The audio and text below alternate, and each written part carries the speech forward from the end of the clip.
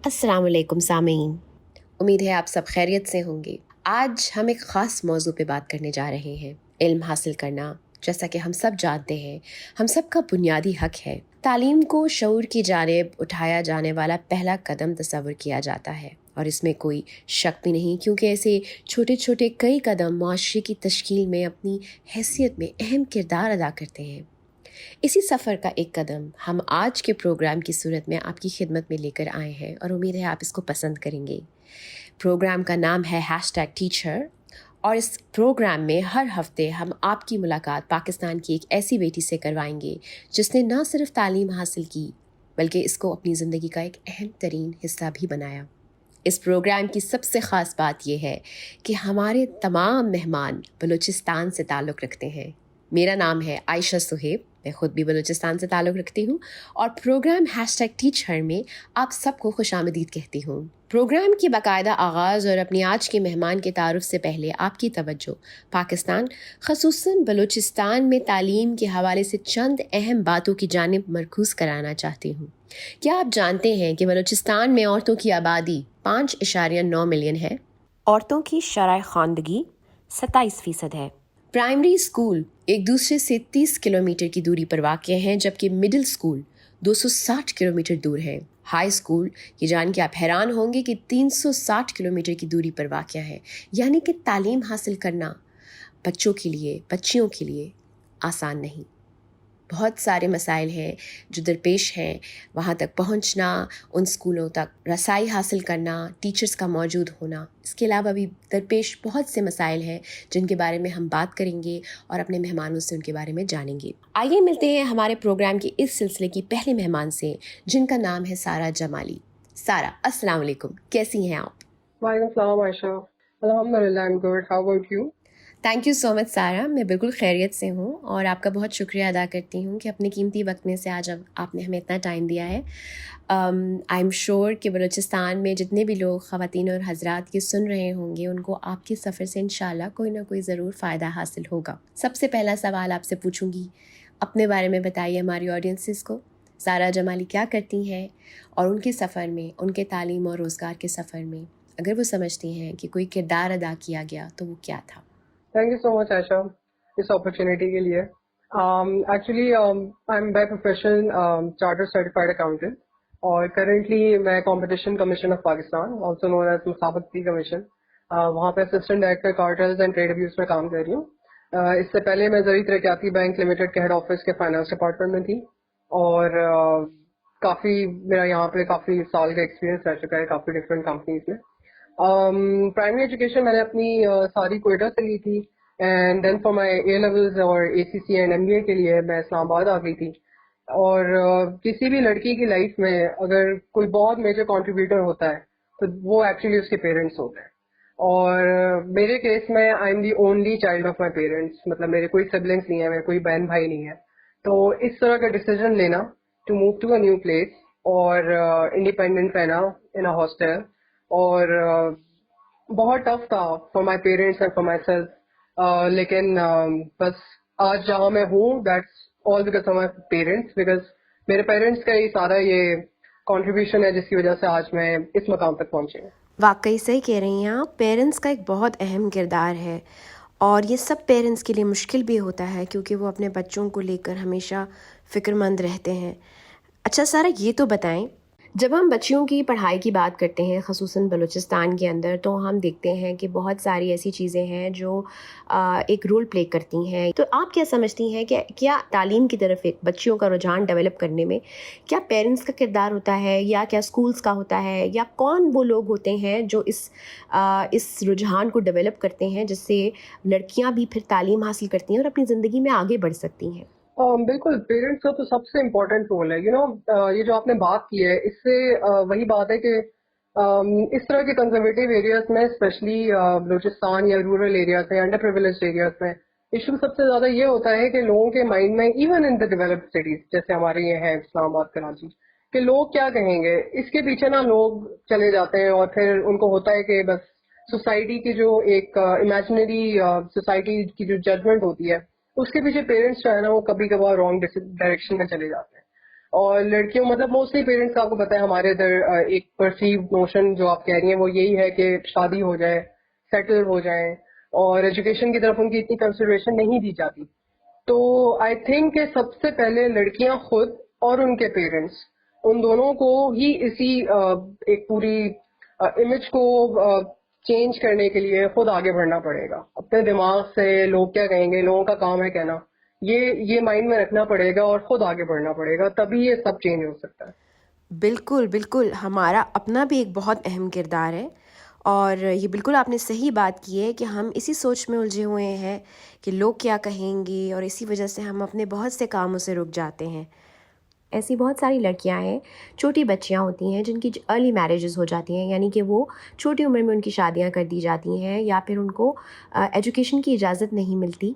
तो आप क्या समझती हैं कि जब हम इसको एज अ माशरा देखते हैं तो क्या चैलेंज है, क्या वो ऐसा बैरियर है, क्या चीज़ है जो हमें रोकती है कि हम अपनी लड़कियों को आगे पढ़ाते नहीं हैं, और वो उनको हम ये समझते हैं कि उनकी शादी ही बेहतर है। तो ये ऐसा क्यों है और इसको हम कैसे बदल सकते हैं? जिस एरिया से मैं बिलोंग करती हूँ वहां पर यही इशू है कि अभी लड़की 18 साल की भी नहीं होती उसकी शादी कर दी जाती है, और मेरी फैमिली में भी ये प्रॉब्लम्स है।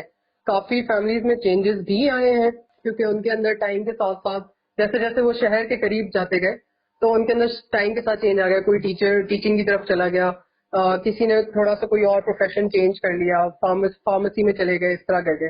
बट अभी भी मेजोरिटी स्पेशली मेरे एरिया की, आई बिलीव कि वो अभी भी उसी एक परसेप्शन में रह रही हैं और उसी तरीके से पेरेंट्स का जो है वो फोकस उनकी एजुकेशन की तरफ नहीं है।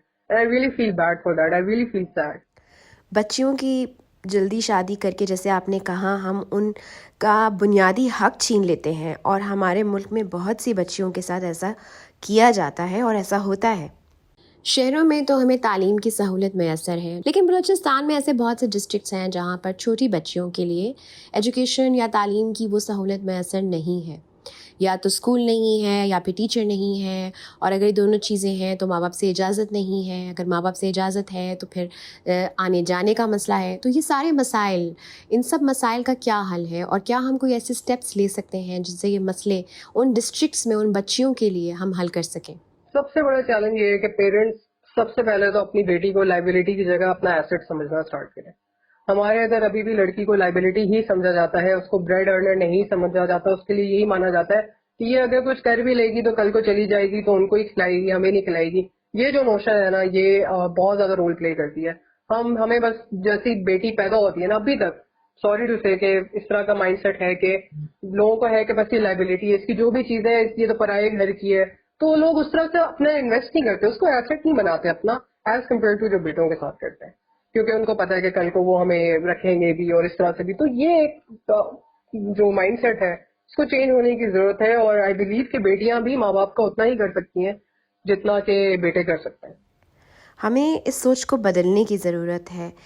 जैसा कि आपने कहा, और कहीं ना कहीं हर घर में ऐसी सोच पाई जाती है। हमारे माशरे में बहुत सारे स्टीरियोटाइप्स हैं जहाँ पर औरत औरत की दुश्मन है, औरत औरत की हेल्प नहीं करती, लेकिन माँओं का एक बहुत अहम रोल होता है जब स्पेशली लड़की पढ़ना चाहती है, रोज़गार करना चाहती है। तो ज़ाहिर है बाप का भी रोल होता है, माँ का भी रोल होता है, लेकिन माँ का इसलिए क्योंकि वो ज़ाहिर है परवरिश कर रही होती है और वो बच्ची की तरबियत भी कर रही होती है। तो ये एक बहुत मुश्किल सी एक सिचुएशन है जहाँ पर औरत ने ही औरत को सपोर्ट करना है तो वो आगे बढ़ सकती है। आप इसके बारे में क्या सोचती हैं?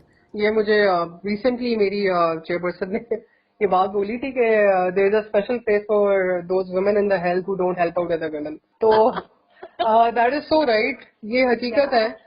एक्चुअली हमें अपना फैमिली सपोर्ट सिस्टम भी बहुत अच्छा करने की जरूरत है।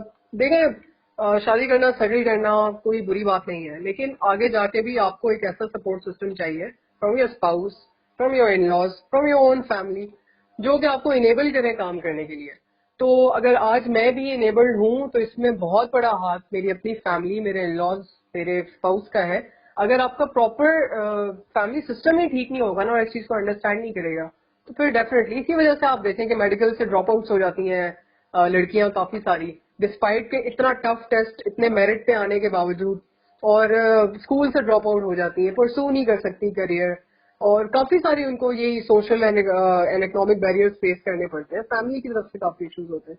सो I think we as a society we need to change our mindset और वो तभी होगा जब फीमेल्स खुद एजुकेट होंगी, तभी उनके अंदर ये आएगा कि उन्होंने खुद किस तरह से आगे दूसरी फीमेल्स को हेल्प आउट करना है। जब वो खुद नहीं पढ़ी लिखी होंगी तो डेफिनेटली वो अगले को भी नहीं पढ़ने देंगी।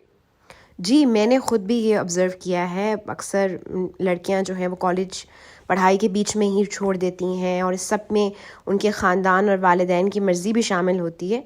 इतनी ज़हीन और काबिल होने के बावजूद उनको अपनी पढ़ाई छोड़नी पड़ती है। औरतों के लिए फाइनेंशियल एम्पावरमेंट, अपने पैसे कमाना, खुद से काम करना, अपना घर चलाना, ये सब कितना ज़रूरी है? बहुत जरूरी है, सबसे ज्यादा जरूरी है। आपका अपना इंडिपेंडेंट होना, सेल्फ सफिशिएंट होना, खुद पे रिलाई करना सबसे ज्यादा इम्पोर्टेंट है। देखिए, वक्त और हालात का कभी भरोसा नहीं होता। जो रिस्क अल्लाह ने लिखा है वो तो मेरा 100% यकीन है आपको कहीं से भी मिलेगा, चाहे वो आपको आपकी औलाद के हिस्से से मिले, आपको आपके शौहर के हिस्से से मिले, बाप के हिस्से से मिले। लेकिन अपना अपने पैरों पे खड़ा होना, चाहे छोटा से छोटा काम हो, बड़े से बड़ा काम हो, कोई काम छोटा बड़ा नहीं होता। आपको अपने पैरों पे लाजमी खड़ा होना चाहिए, चाहे आप उसके लिए ऑफिस से जाएं, क्योंकि आजकल तो इतने एवेन्यूज ओपन हो चुके हैं। काफी लोग, मैं आई नो बलूचिस्तान में भी घर पे बैठ के इतना अच्छा ऑनलाइन कमा रहे हैं, कि हमारे इधर कितना ज्यादा टेक कितना एडवांस हो गया। सो जो भी है अपने पैरों पे छोटी मोटी अर्निंग सही, लेकिन अपने पैरों पे सेल्फ सफिशिएंट होना, फाइनेंशियली इंडिपेंडेंट होना औरत का आज के जमाने में बहुत जरूरी है। बिल्कुल, फाइनेंशियल एम्पावरमेंट हर इंसान के लिए ज़रूरी है, ना सिर्फ ख़वातीन के लिए।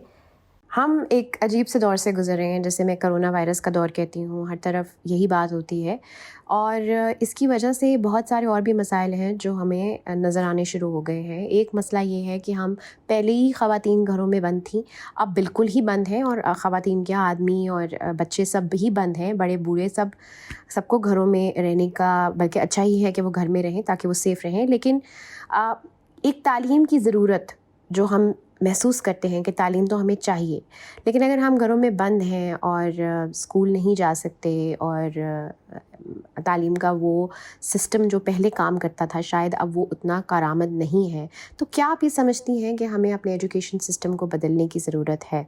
डेफिनेटली बहुत ज्यादा बदलने की जरूरत है। देखें, टेक्नोलॉजी एडवांस कर गई है। कितने कोर्सेज मैंने ड्यूरिंग अपने ACCA के दौरान, लाइक मैंने London school of business finance से ऑनलाइन लिए, यहाँ पे भी गई लेकिन ऑनलाइन भी लिए। तो आई थिंक ये जो ऑनलाइन एजुकेशन का कॉन्सेप्ट है, जो कि लोगों को लगता है कि नहीं बच्चे बिगड़ जाएंगे, बच्चे खराब हो जाएंगे, सही से पढ़ नहीं रहे, इस तरह के गवर्नमेंट लेवल पे भी इनको प्रोग्राम्स करने चाहिए। बीच में वो टेली एजुकेशन स्टार्ट हुई थी ऑन PTV, तो दैट वाज गुड। तो मेरे ख्याल से कि गवर्नमेंट को अपनी एजुकेशन सिस्टम के ऊपर बहुत ज्यादा चेंज करने की जरूरत है, क्योंकि अब चीजें बहुत एडवांस हो गई हैं। अब आप एक तरीके से जाके और उसी तरीके से एक स्टाइल से नहीं सीख सकते। आपके पास बहुत सारे ऑनलाइन रिसोर्सेज होने चाहिए जो कि बाद में स्टूडेंट को हेल्प भी कर सके। बट आई थिंक कि एजुकेशन को हमारी गवर्नमेंट को जो है ना, इसको अपनी प्रायोरिटी बनानी चाहिए, और स्पेशली इस तरह के रिमोट एरियाज में और फीमेल पॉपुलेशन के लिए इम्पोर्टेंटली, बिकॉज दे से ना कि when you educate a man you educate a man, but when you educate a woman you educate a generation. तो इस चीज पे सोचना चाहिए कि हम अपनी नस्लों की जो तबाही है ना, वो इसी वजह से कर रहे हैं कि हम अपनी औरतों की एजुकेशन की तरफ बिल्कुल भी फोकस नहीं है।